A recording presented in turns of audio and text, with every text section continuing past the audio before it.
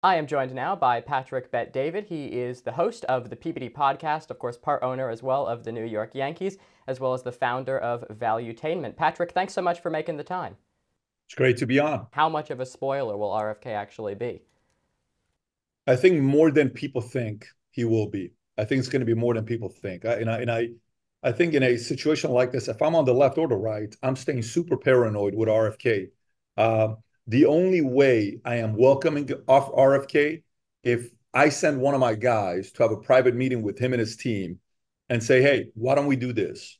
If you come to us, I will publicly announce that you're going to be sitting on the, Warren Commission type of thing to go investigate China, because people still want to know, to go investigate Fauci, COVID, pharma, almost like how Elon brought in Barry Weiss and Matt Taibbi to do Twitter files. Mm-hmm. Yeah. I'm going to bring you in. You're going to do FBI files. You're going to do COVID files. You're going to do China files. You're going to do all those files. You lead it. And you could go down as one of the most powerful men ever who investigated what happened during COVID. I think that needs to be presented to him properly. I think the chances of him buying that is less than 50% because I think he's convinced he can be a president. And, when you're a man who your father got assassinated and your uncle got assassinated, your uncle is one of the most loved presidents we've ever had historically around the world. And your father, who was going to be the president, gets assassinated. That produces a certain level of rage and conviction in your belly that no one can ever understand. Everybody can say, man, I totally understand what he went through. No, you don't. We don't understand what he went through. So, and that has nothing to do with his wife, with his best friend, with his campaign manager. No one understands that dynamic except one person, and that's RFK. And so, just to end off here, a few questions on the actual policy, because we've been talking a lot about kind of the drama, so to speak, but the vast majority of Americans actually care more so about kind of the day-to-day policy aspect of things. So take me through Joe Biden gets elected on November 5th versus Donald Trump gets elected on November 5th. You're a businessman, you're an entrepreneur. Based off of what they're each saying right now, what does that mean for people in your shoes who are, bringing jobs to the United States, who are really helping to make the U.S. economy thrive? What are each of these candidates going to do to help you or to perhaps not help you?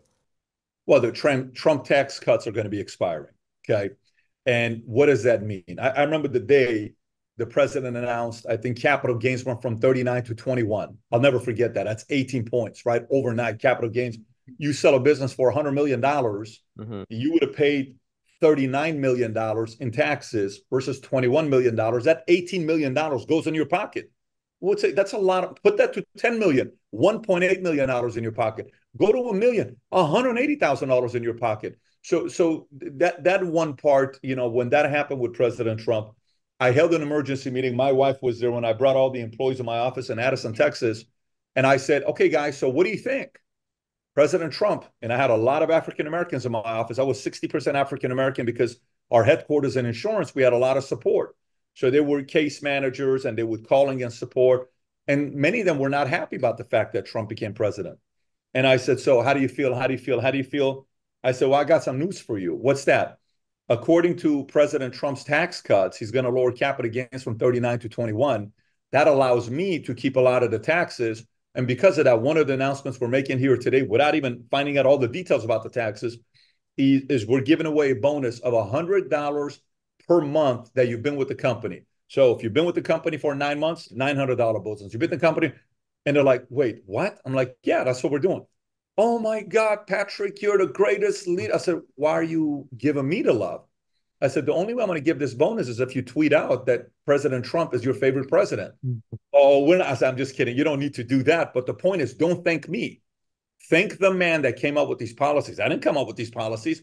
All I'm doing is, if the president leaves more money to me, I can give more to you.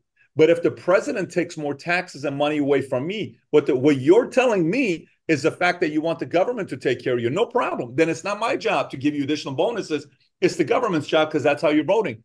I support that. I'm just grateful the fact that you guys voted accordingly, that you feel the entrepreneur can do more for you than the U.S. government can. So in the most basic way of looking at it is more money. being left in a free market, they do better for the average day-to-day person than you giving them another $2 trillion to print. Or where does that money go to? Probably to the greatest beggar of all time in Ukraine that's raised $200 billion, where the neighboring countries have only given roughly $100 billion. You want the money to go. So you think money going to Ukraine is better than money staying in free enterprise, entrepreneurs, small business owners in America using that money better? So Biden's going to get rid of that. Taxes are going to go up for business owners, and they're going to pass that taxes onto employees, onto customers, onto many different people. It's going to be felt. So just like the last time, if you remember when Trump went against Hillary, when New York Wall Street came out, this was about October or September, and they said Wall Street has realized 90% chance, it was a high percentage, Hillary Clinton's going to become the president. Market tanked that day, just purely based on speculation. And then all of a sudden, when Trump won, what happened to the market? Optimism went up, IPOs went up, people wanted to raise capital went up, everything changed. So free enterprise, free market's going to feel it, which means the average day-to-day person working in middle America is probably going to feel it the most.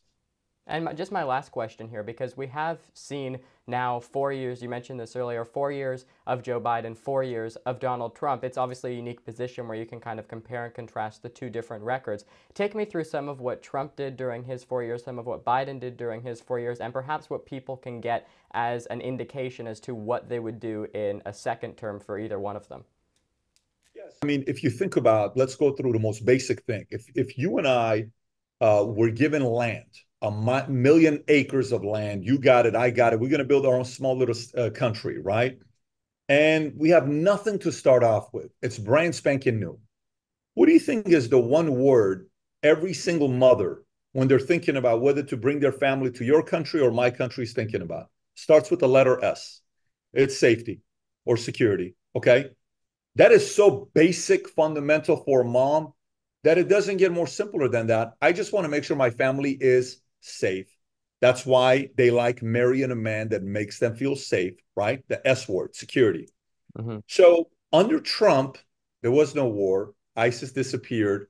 We were not looking at Ukraine, Russia. We were not looking at, Hamas, what they did to Israel. We were not looking at all the stuff that it just wasn't. It was gone. It was at peace. He was meeting everybody. They feared him. They respected him.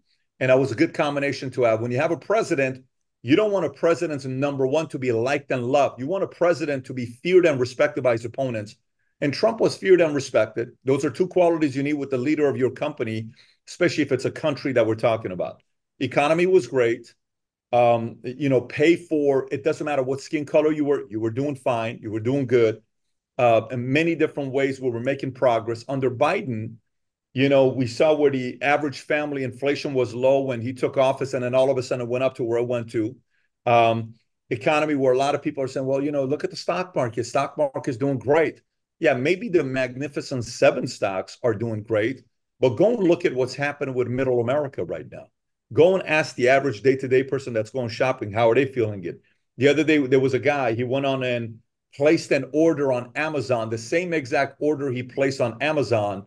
He went and ordered that order again, identical order, and the prices were 150% higher than what it was 4 years ago. Now, this is one case study we're talking about here, but the average person's feeling it, and more than anything else, there is a level of fear and uncertainty of what's going to happen today.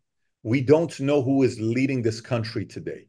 There's no way in the world a president that spoke the way he did on June 27 during the debate, who reports came out yesterday that the only hours he's available to work is 10 to 4. He works 6 hours a day.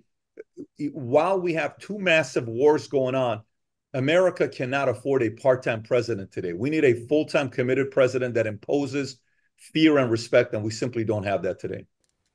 All right, we'll leave our conversation there. Patrick Bet David, thanks so much. Really appreciate your time. Thanks for having me on.